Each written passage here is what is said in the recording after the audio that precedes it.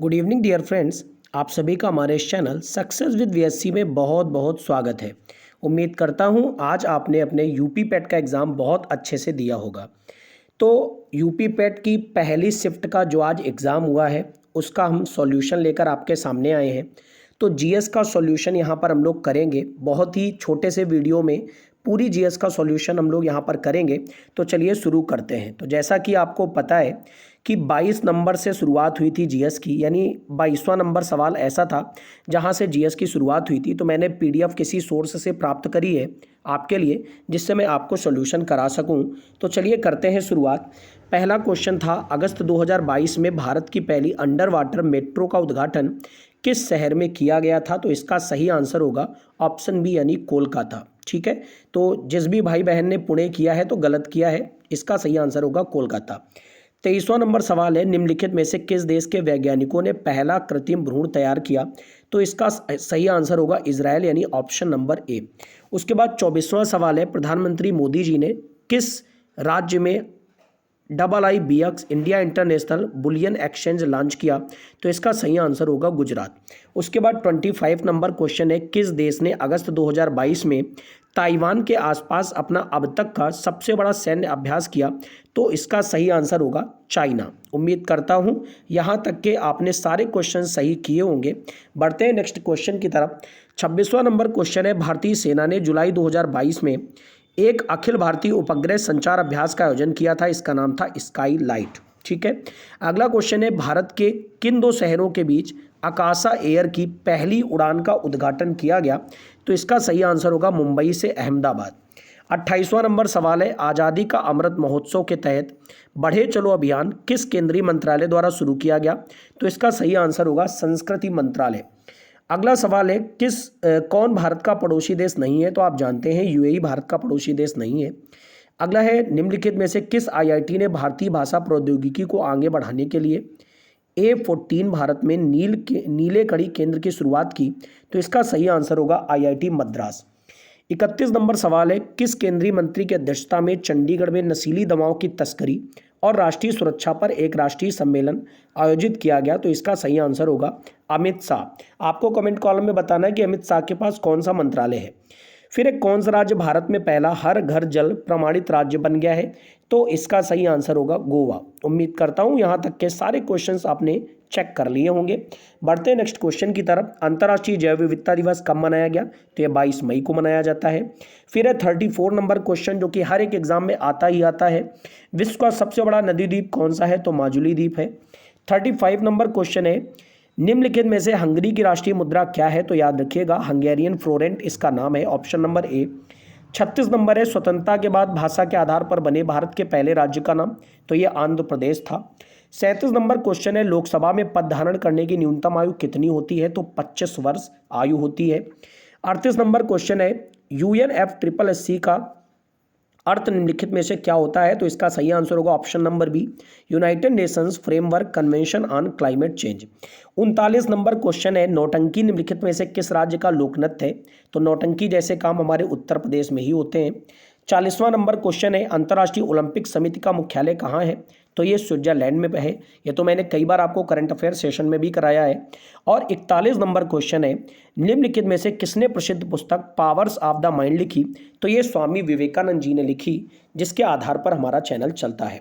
अब बढ़ेंगे कुछ और क्वेश्चंस की तरफ जो जीके के आए थे।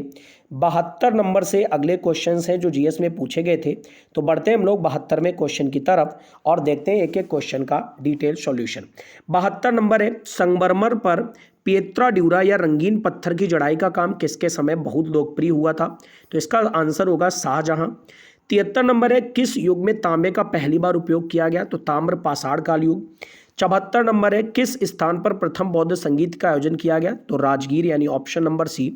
75 है, कौन वह व्यक्ति है जिसका नाम देवान पियदर्शी था? तो मौर्य सम्राट अशोक थे। 76 नंबर क्वेश्चन है, जब ईस्ट इंडिया कंपनी की स्थापना हुई तब भारत पर निम्नलिखित में से किसका शासन था? तो मुगल सम्राट का शासन था। इस पॉइंट को याद रखिएगा।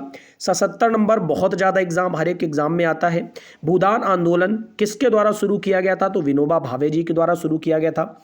78वां क्वेश्चन है, दांडी नमक यात्रा के दौरान किस सामाजिक कार्यकर्ता ने गांधी जी को आंदोलनों को केवल पुरुषों तक सीमित ना रखने के लिए राजी किया था? तो बहुत इंपॉर्टेंट सवाल है ये।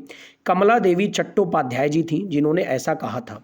बढ़ेंगे आगे 79 नंबर क्वेश्चन की तरफ। राष्ट्रवाद की पहली स्पष्ट अभिव्यक्ति किस क्रांति के साथ हुई? तो याद रखिएगा इसका सही आंसर होगा ऑप्शन नंबर डी यानी फ्रांसीसी क्रांति। 80 नंबर क्वेश्चन है, सरकार के निम्नलिखित में से किस अधिनियम के कारण बंबई से सिंध प्रांत का निर्माण किया गया? तो भारत सरकार अधिनियम 1935। 81 नंबर क्वेश्चन है, प्रसिद्ध युद्ध का नारा दिल्ली चलो या चलो दिल्ली किसने दिया था? तो सुभाष चंद्र बोस ने कहा था। 82 नंबर क्वेश्चन है, कौन जनसंख्या वितरण को प्रभावित करने वाला आर्थिक कारक नहीं है? तो इसका आंसर होगा खनिज यानी ऑप्शन नंबर बी। 83 नंबर है, विश्व की सबसे ऊंची चोटी माउंट एवरेस्ट कहाँ है? तो भारत और नेपाल के बीच है।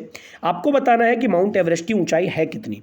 84 नंबर है, अक्टूबर की गर्मी का मुख्य कारण क्या है? तो याद रखिए सी नंबर ऑप्शन, निम्न वेग हवाएं। उसके बाद अगला है 85 नंबर, ये तो मैंने ऑफलाइन क्लासेस में 2-4 दिन पहले ही पढ़ाया था। भारतीय मानक समय ग्रीनविच माध्य समय से कितना आगे है? तो 5.5 घंटे आगे है। अगला क्वेश्चन देखेंगे हम लोग 86 नंबर। 86 नंबर क्वेश्चन है, कौन सा हरित क्रांति की रणनीति का हिस्सा था? तो रासायनिक उर्वरक और पीड़कनाशी ये भी है। उच्च उपज देने वाली किस्मों के बीच ये भी है, सिंचाई भी है। तो इसका सही आंसर होगा यह सभी। 87 नंबर क्वेश्चन है, किस नदी को बिहार का शोक कहा जाता है? तो इसका सही आंसर होगा कोसी। 88 नंबर है, भारत की पंचवर्षीय योजनाओं को अंतिम स्वीकृत निम्नलिखित में से किसके द्वारा दी जाती है?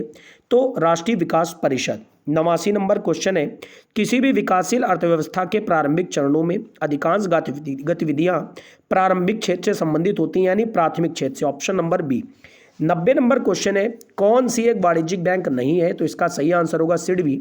सिडबी एक वाणिज्यिक बैंक नहीं है। 91 नंबर क्वेश्चन है, कौन सा सार्वजनिक क्षेत्र का उपक्रम संसद के तहत एक विशेष कानून पारित करके स्थापित किया गया? तो ये वैधानिक निगम है। 92 नंबर क्वेश्चन है, कौन भारत की संघ कार्यकारिणी में शामिल नहीं होता है? तो राज्यों के मुख्यमंत्री इसमें शामिल नहीं होते हैं। बढ़ेंगे अगले सवाल की तरफ, क्वेश्चन नंबर 93, जो कि कौन सा अनुच्छेद भारतीय संविधान में सर्वोच्च न्यायालय की स्थापना के बारे में बताता है? तो अनुच्छेद 124। ये भी मैंने बहुत बार डिस्कस किया हुआ है। 94 नंबर क्वेश्चन है, किसके पास मौलिक अधिकार को लागू करने की शक्ति होती है? तो सर्वोच्च न्यायालय और उच्च न्यायालय दोनों के पास ही होती है। 95 नंबर है, भारत में राष्ट्रीय मानवाधिकार आयोग निम्नलिखित में से किस मंत्रालय के अधीन है? तो याद रखिएगा ये क्वेश्चन बहुत इंपॉर्टेंट है। राष्ट्रीय मानवाधिकार आयोग एक स्वतंत्र निकाय है यानी किसी के अधीन नहीं है। तो इसका ऑप्शन होगा ऑप्शन नंबर डी यानी इनमें से कोई नहीं। 96 नंबर है, किसी केंद्र शासित प्रदेश में उच्च न्यायालय स्थापित करने का अधिकार है? तो संसद को अधिकार है। 97 नंबर क्वेश्चन है, कौन सा वनस्पति रेशा नहीं है? तो इसका सही आंसर होगा नायलॉन। 98 नंबर जो क्वेश्चन है, तारों का रंग निम्नलिखित में से किस पर निर्भर करता है? तो ऑप्शन नंबर बी यानी उसके तापमान पर। अगला है, निम्नलिखित में से कौन सी ग्लोबल वार्मिंग के लिए जिम्मेदार होती है? तो ये ग्रीन हाउस गैसेज होती हैं।